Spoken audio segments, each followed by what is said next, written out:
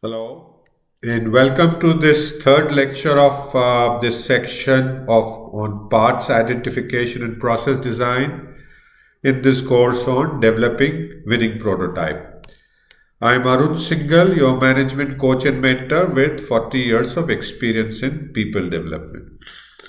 So, in this section, we've been sharing with you how to identify the parts and develop the process, design the process in prototype development to help you build your business. And in this particular lecture, what we're going to look at is what do we do after determining the parts requirements. So in the last lecture, we looked at how can we determine the parts requirements given the design parameters, design key CTQs that we had finalized.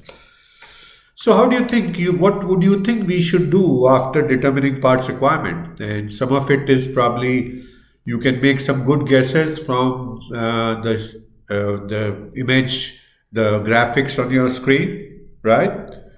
So what we do after determining the parts requirements is to move further on to developing the process layout at the end. And we begin by evaluating the product design, in which the product concepts are converted into detailed design, and then using statistical and analytical tools, combinations, and product design parameters are determined.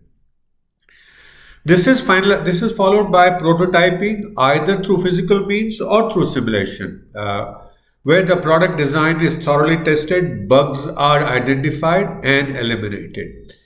And then what we do is we develop correlation between product and process requirements, and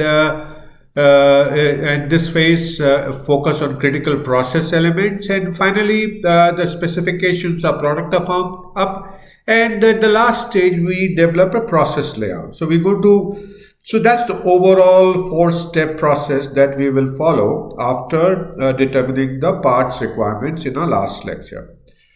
So what do we do in the next module? So in the next module, we start off by taking the first step of this process, in which we will see how can we evaluate the product design that we have formulated so far. We have some product concept, if you remember, the best design ideas, and we now have determined the parts requirements.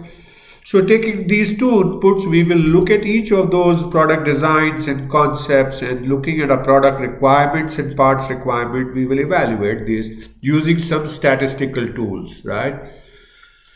Thank you so much for watching this lecture again, and I hope you continue to learn a lot of new things, continue to enjoy, and I look forward to seeing you again in the next lecture.